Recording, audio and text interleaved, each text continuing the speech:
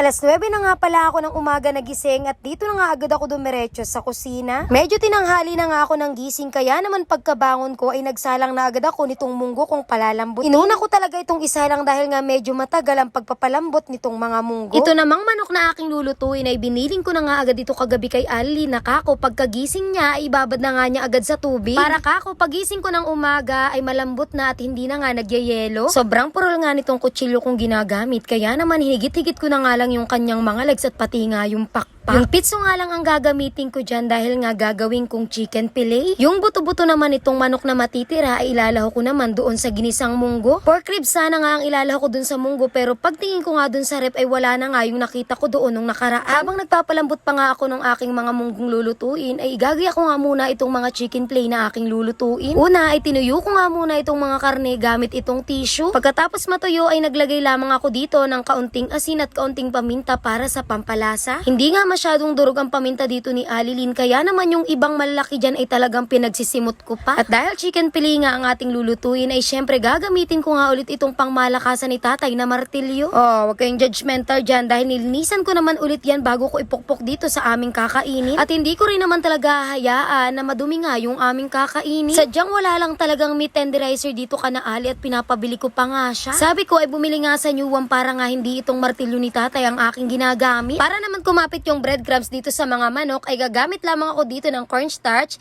isang itlog at sa pampalasa naman ay gagamit lang ako ng paminta at kaunting asin. Paunti-unti ay naglalagay nga ako dito ng tubig hanggang sa makuha ko yung gusto kong lapo. Yung sa iba kapag nagluluto ng ganito ay magkahiwalay nga yung itlog pati nga yung harina. Pero dahil tinatamad ako at ayoko na nga ng masyadong marami pang hugasin ay ganito na nga lang ang ginawa ko. Pwede din naman ang ganito at sa tingin ko nga ay mas okay nga yung ganitong estilo. Dahil sa tingin ko ay mas magiging mas malasa itong ating chicken fillet dahil nga mas nabababa dito sa ating mga pampalasa. At syempre pagkatapos kong maibabad yung mga manok ay nagsimula naman ako sa paggagayat ng mga ricado. Itong mga ricadong ito ay gagamitin ko sa gigisahin kong munggo. Sa pagigisa ng munggo ay gagamit lamang ako ng luya, ilang piraso ng bawang at isang malaking sukat ng sibuyas. Pinapagalitan ko talaga yan si Ali kapag nabili ng maliliit na sibuyas dahil nga sobrang hirap nga magbalat. Binuksan ko na yung apoy at sinalong ko na nga itong kawaling aking paglulutuan. Yung mantika ko nga palang gagamitin dito ay yung mantika ng chili garlic kong ginawa. Para kako ay kahit hindi na nga ako maglagay ng pangpaanghang ay maanghang na. Gisa ko na nga yung sibuyas, bawang at luya. Nung lumabas na nga yung aroma ay inilagay ko na itong aking mga pansahog na mga buto-butong manok. Para sumarap ay naglagay lamang ako dito ng paminta,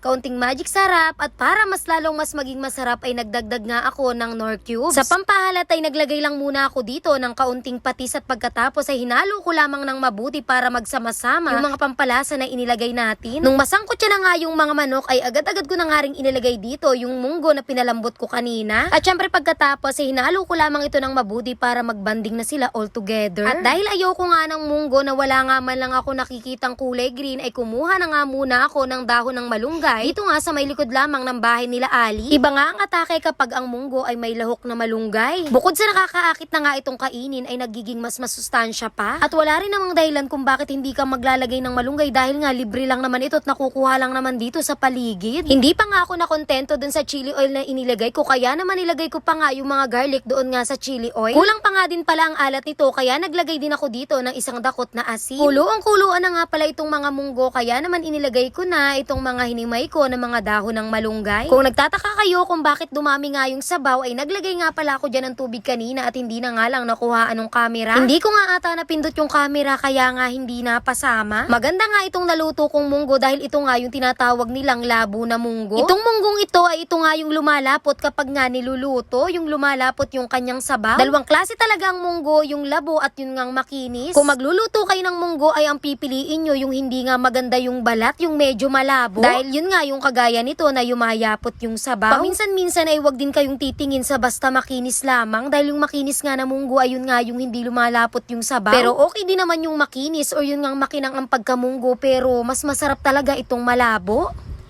Naluto na nga pala yung ating mga munggo, kaya naman itong chicken fillet na ang aking lulutuin. Bago iprito ay pinagulong ko nga muna ito dito sa mga breadcrumbs. Ganyan lamang yung ginawa ko hanggang sa makoat na nga yung lahat nga ng bahagi ng karne. Kapag wala nang basa ang buong bahagi nitong manok ay pwede na nga yung iprito. Pukpukin mo nga lang ng parang ganyan at okay na nga yan. Natatawa pa nga ako kay Ali at bigla ko ngang naalala dahil nung nakaraan nga na nag-ulam nga kami ng ganito ay tinatanong niya kung paano ko nga raw ito ginawa. Niloloko ko pa nga siya na sabi ko ay secret pero sabi ko ay makikita din naman niya kapag nga ito nga ay ni-vlog ko na. Nakapagpainit na nga pala ako ng langis dito at sa mahinang apoy nga lang ang aking gamit. Hindi nga nating pwedeng lakasan ang apoy nito dahil nga madaling masunog itong mga breadcrumbs. Dahil nga yung ganitong mga ulamin ay dapat hinay-hinay lamang sa pagluluto at hindi nga ito pwedeng madaliin. Medyo madami nga pala itong mga chicken fillet kong nagawa dahil ito nga yung parte ng pitso at nagsama pa nga rin ako ng isang binti. Papadalhan ko kasi si Ali Lynn doon sa kanyang trabaho ng pagkain kaya mas marami yung aking niluto. Sa sausawan naman itong chicken fillet ay gumamit nga lang pala ako dito ng mayonnaise,